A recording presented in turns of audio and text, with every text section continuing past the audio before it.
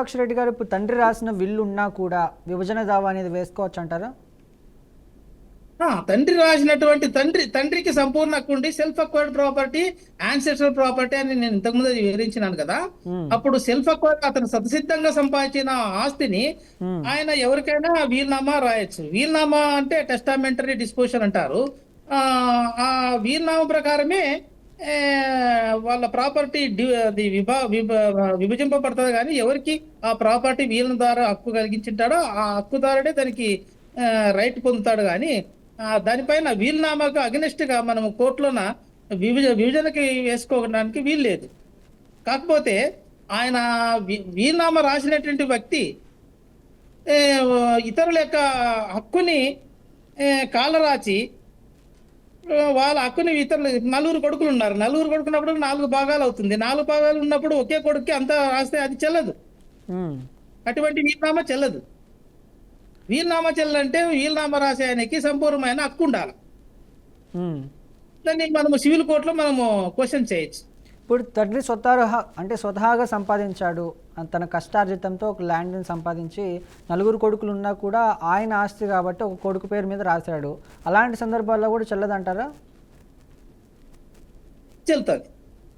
ఎందుకంటే ఆయన సొంత ఆస్తి ఎవరికైనా కానీ ట్రాన్స్ఫర్ చేయొచ్చు. ఉమ్, కొడుకుకైనా చేయొచ్చు, ఇతరులకైనా చేయొచ్చు. దాంట్లోన ఆ, ఆయన లైఫ్ టైంలోన వీలునామా రాయకుండా ఎటు గిఫ్ట్ ఇవ్వకోకుండా ఎవరికైనా అమ్ముకోకుండా ఆస్తిని అలానే వదిలేసి చనిపోతేనే అందరికి భాగాలు వస్తాయి. నలుగురికి 4 భాగాలు వస్తుంది. కానీ ఆయన జీవితకాలంలో ఎటువంటి డాక్యుమెంట్ రాసి పెట్టినా కూడా దాని ప్రకారమే డిస్పోజ్ అవుతుంది. ఉమ్. అంటే రీసెంట్గా కర్ణాటకలో ఒక లేడీ అంటే ఆ అమ్మాయి మైనర్గా ఉన్నప్పుడు వాళ్ళ తండ్రి అంటే ల్యాండ్ అమ్మాడనమాట.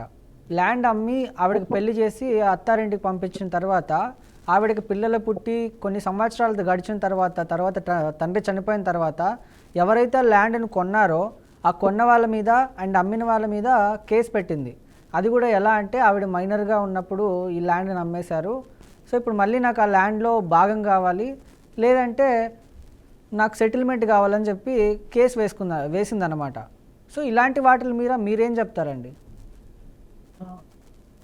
అసలు అది ఎవరైతే దాన్ని అమ్మడం కానీ గిఫ్ట్ చేయడం కానీ వీలునామా చేయడం కానీ అది ఏమైనా ఆయనకి సంపూర్ణమైన హక్కు ఉంటే అది చేసుకోవచ్చు. ఆమె క్వశ్చన్ చేయడానికి లేదు. ఆమె మైనర్గా ఉన్నప్పుడు ఆమెకి తాత ఆస్తిలోన భాగం ఉన్నప్పుడు వాళ్ళ తండ్రి ఏమైనా డిస్పోజ్ చేస్తే ఆమె మైనర్ ఉన్నప్పుడు మైనర్ అయిన తర్వాత 3 సంవత్సరాల లోపల ఆమె క్వశ్చన్ చేయొచ్చు. అర్థమైందని సార్? ఓకే, మరి కాలర్ అయితే ఉన్నారు దావిద్ గారు ఖమ్మం నుంచి. దావిద్ గారు నమస్కారం అండి. నమస్తే సార్. చెప్పండి, సమస్య ఏంటండి?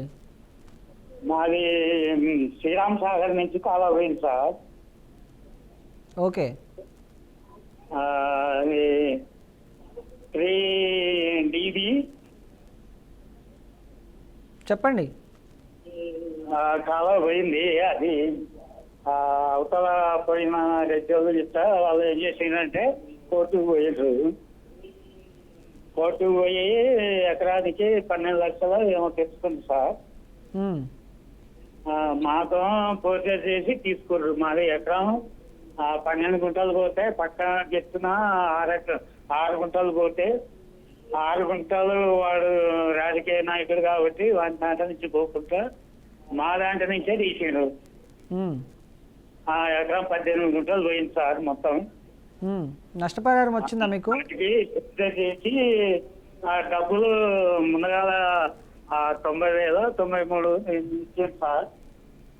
ఎంత ఇచ్చారండి? ఫస్ట్ 93 92 ఇచ్చారు. ఇది 70,000 చొప్పున ఎకరానికి. 18 గుంటలకు అంటే 12 గుంటలు కట్టించింది సార్. ఓకే, 6 గుంటలు పక్క చెట్టు ఉంది. అది 105 అని సర్వే నెంబర్ ఉంటే 104 ఉంది మా పక్కన. అయితే 105 తీసుకోని వాడు అక్కడ కొడితే మా దాంట్లో నుంచే తీసిండు వాడు కాలవతను. ఓకే, మరి ఆ డబ్బులు అది ఆ, కాలకపోయిన దాన్ని ఏంటి అవి మొత్తం తీసుకొచ్చాను సార్, కాగితాలు మొత్తం. మీ ప్రాబ్లం ఏంటో చెప్పండి. ఇప్పుడు మీకు డబ్బులు కావాలా?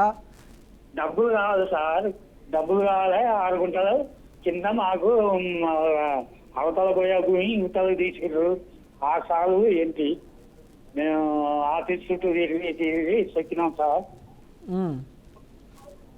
అంటే ఇప్పుడు ఆ కాలువ ఏంటి, గవర్నమెంట్దా? Government sir, Sriram Sagar. Okay. ఇప్పుడు విరూపాక్ష రెడ్డి గారు గవర్నమెంట్ నుంచి ఒక కాలువ వెళ్ళింది, అది వేరే వాళ్ళ ల్యాండ్లో వెళ్ళకుండా ఓన్లీ మా ల్యాండ్లోనే వెళ్ళింది. ఎకరాకి 70,000 రూపాయల చొప్పున కట్టించారు. యాక్చువల్గా అది వేరే వాళ్ళ ల్యాండ్లో వెళ్ళాల్సింది, మా ల్యాండ్లోకి దాన్ని రాజకీయ పలుకుబడితో ఉపయోగించి మా ల్యాండ్లోకి మళ్ళీ ఇచ్చారంటున్నారు. దీనికి పరిష్కారం ఏంటండి? ఒక 6 గుంటలు పోయింది సార్, 12 గుంటలు మా సేవ నుంచి తీసి. ఓకే, మీది మొత్తం 12 గుంటలు అయితే 6 గుంటలు కాలువకు పోయింది. మొత్తం ఎకరం 18 గుంటలు సార్. ఓకే. పక్క గెట్టులో 6 గుంటలు పోవాలి. ఆ 6 గుంటలు కూడా మా దాంట్లోనే తీసిర్రు. ఓకే. అట్లా మొత్తం 18 గుంటలు, ఎకరం 18 గుంటలు పోయింది సార్. ఓకే. మరి అయితే విరూపాక్ష రెడ్డి గారి పరిష్కారం ఏంటండి? కాదు, పోర్ట్రే చేసిండ్రు. అవతల తీసుకున్న వాళ్ళు కూడా డబ్బులు తీసుకున్నారు, వాళ్ళకి వచ్చినాయి.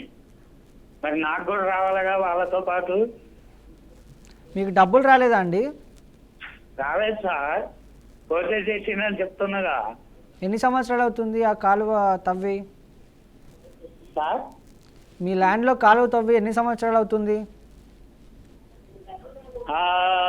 మన ఉప ఎన్నికలు రామరెడ్డి వెంకరెడ్డి చచ్చిపోయినాక తుమ్మలనాగేశ్వరరావు గెలిచింది సార్. కాదండి, వాళ్ళు ఎవరో మాకు తెలియదు. అంటే ఎన్ని సంవత్సరాలు అవుతుంది అంటున్నా? ఇప్పుడు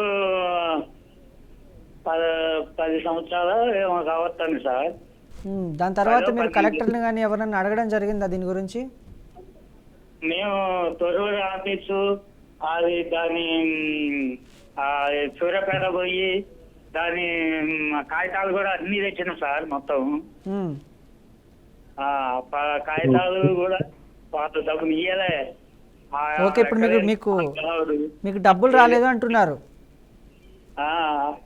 దాన్ని అంటారు సార్, ఆ కాగితాలు మొత్తం తెచ్చిన. ఓకే, మీకు ఇప్పుడు డబ్బులు రాలేదంటున్నారా? అవును సార్, రాలేదు. ఓకే, ఇప్పుడు విరూపాక్ష రెడ్డి గారు గవర్నమెంట్ ఒక ల్యాండ్ తీసుకున్న తర్వాత అందులో ఏదైనా బ్రిడ్జ్ కానీ లేకపోతే ఇప్పుడు కాలువ తవ్వారంట, దానికి సంబంధించినటువంటి డబ్బులు ఇవ్వలేదు అంటున్నారు. మరి దానికి పరిష్కారం ఏంటండి? దాంట్లో ల్యాండ్ ఆయన చెప్పేది చూస్తా ఉంటే ఆ ల్యాండ్ గవర్నమెంట్ వాళ్ళు ల్యాండ్ అక్వైర్ చేసినారు కాలువ పర్పస్. ఇది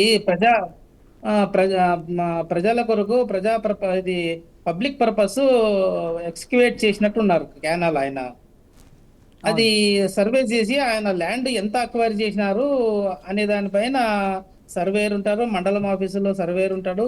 తర్వాత దానికి ల్యాండ్ అక్వైరేషన్ ఆఫీసర్ వచ్చేసి ఆర్డీఓ కానీ కలెక్టర్ కానీ లేకుంటే స్పెషల్ కలెక్టర్ కానీ అపాయింట్ అయి ఉంటాడు.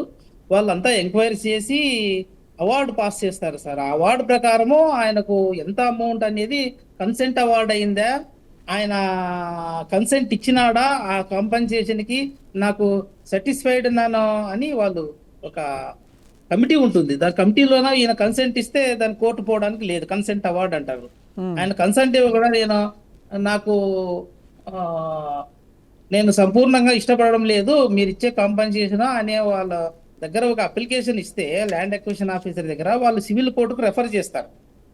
సివిల్ కోర్టులోన వాళ్ళ భూమి ఎంత విలువ చేస్తుందనైనా అక్కడ డిసైడ్ చేసి సివిల్ కోర్టులోన వాళ్ళ యొక్క విలువ కట్టి వాళ్ళకు దానిపైన కాంపన్సేషను, తర్వాత వడ్డీ, తర్వాత పంట నష్టము, సో ఇవన్నీ మొత్తము 15% వడ్డీ ప్రకారము కోర్టు వాళ్ళు ఒక అవార్డు పాస్ చేస్తారు. ఈయన చెప్పేది ఏమంటున్నాడు అంటే కొంత అమౌంట్ తీసుకున్నట్టు ఉన్నాడు ఆయన, ఇంకా మిగతా అమౌంట్ రాలేదు.